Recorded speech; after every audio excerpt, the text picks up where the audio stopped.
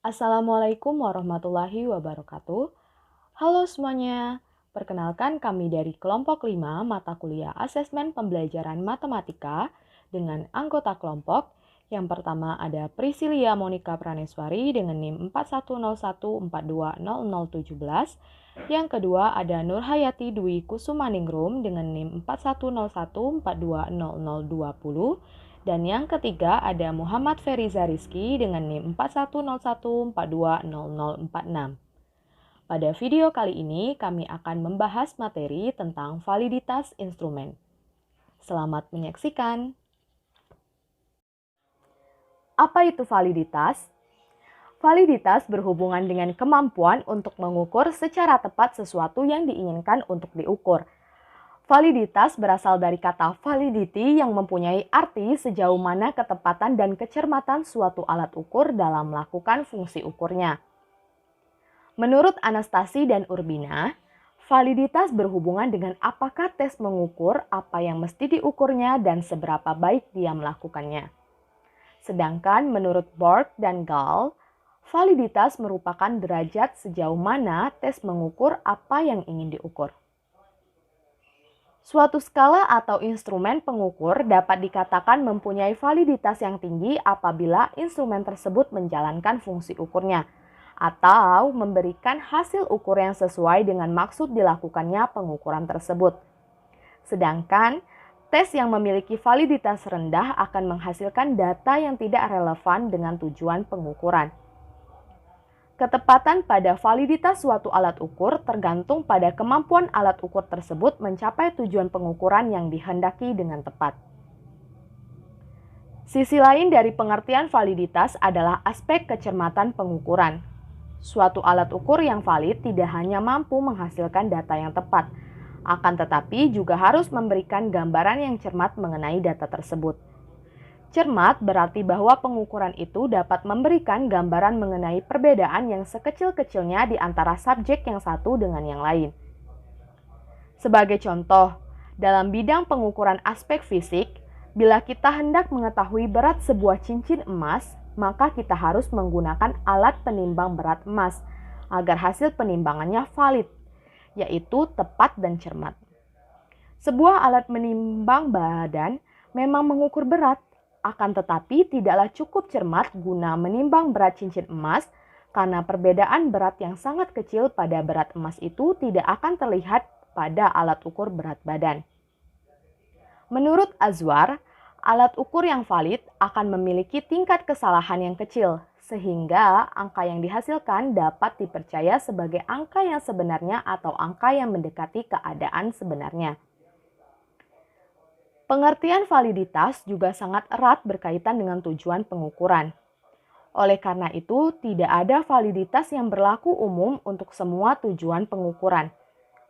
Suatu alat ukur biasanya hanya merupakan ukuran yang valid untuk satu tujuan yang spesifik. Dengan demikian, anggapan valid seperti dinyatakan dalam "alat ukur ini valid" adalah kurang lengkap. Pernyataan valid tersebut harus diikuti oleh keterangan yang menunjuk kepada tujuan, yaitu valid untuk mengukur apa serta valid bagi kelompok subjek yang mana. Lalu, bagaimana dengan kevalidan suatu THB atau tes hasil belajar? Tes hasil belajar yang valid adalah tes hasil belajar yang mengukur dengan tepat keadaan yang ingin diukur. Sebaliknya, tes hasil belajar dikatakan tidak valid bila digunakan untuk mengukur suatu keadaan yang tidak tepat diukur dengan tes hasil belajar tersebut. Misalnya, tes tertulis bukanlah alat ukur yang valid atau tidak tepat untuk mengukur gaya keterampilan berenang. Contoh lainnya, tes untuk mengukur hasil belajar matematika tidak tepat untuk mengukur keterampilan bermain alat musik. Sebelum tes hasil belajar digunakan untuk mengumpulkan data, terlebih dahulu harus diperiksa bahwa tes hasil belajar telah valid. Hal itu diperlukan untuk menjamin adanya kesesuaian antara tes hasil belajar dengan hasil belajar yang ingin diukur. Pengumpulan data menggunakan tes hasil belajar yang tidak valid menghasilkan data hasil belajar yang tidak valid juga. Selanjutnya, Pengujian validitas dapat dilakukan dengan menggunakan beberapa metode.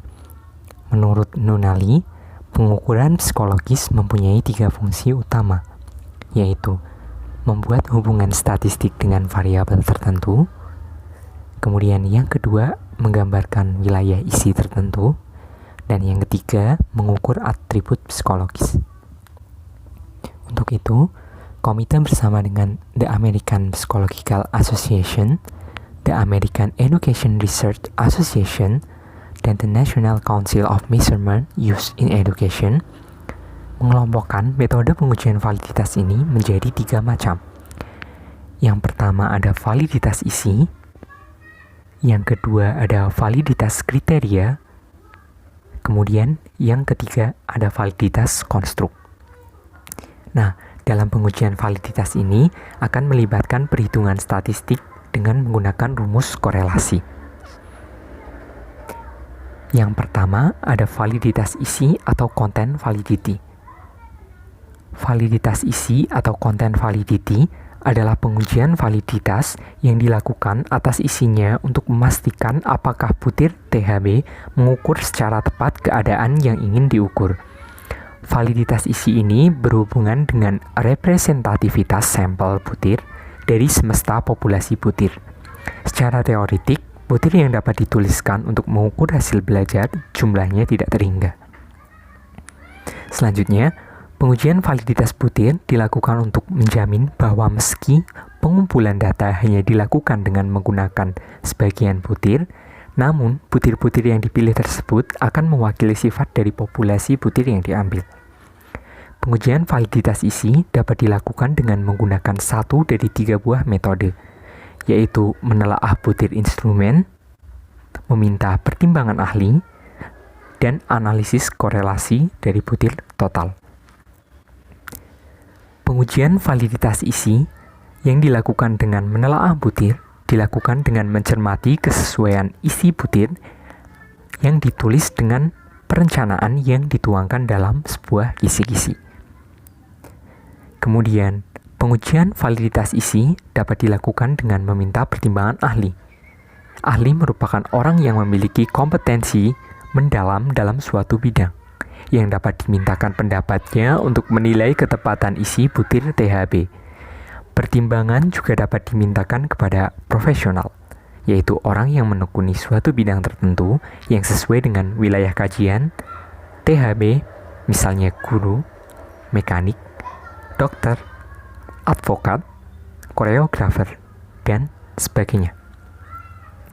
Selanjutnya, pertimbangan yang dimintakan kepada ahli profesional atau rater menyangkut isi dari butir THB serta kisi-kisinya.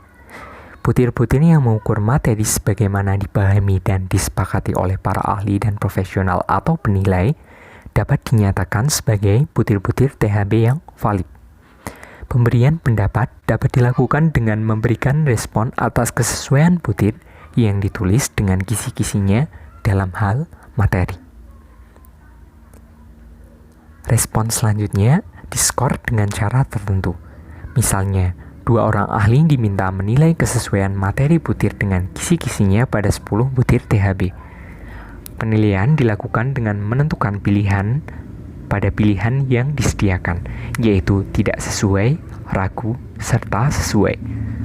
Scoring dilakukan dengan memberikan skor -1 pada respon tidak sesuai, 0 pada respon ragu, dan +1 pada respon yang sesuai.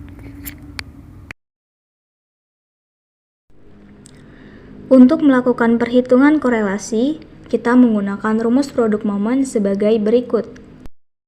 Dengan keterangan N menyatakan jumlah responden, X menyatakan skor yang diberikan oleh rater 1, dan Y menyatakan skor yang diberikan oleh rater 2. Pengujian validitas isi dapat dilakukan dengan melihat korelasi butir dengan total. Korelasi butir dengan total menunjukkan sumbangan butir terhadap totalnya. Sebuah butir dinyatakan valid apabila dia berkorelasi tinggi dengan totalnya.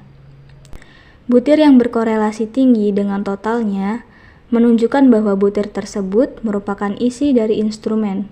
karena mempunyai sumbangan besar membentuk skor total THB.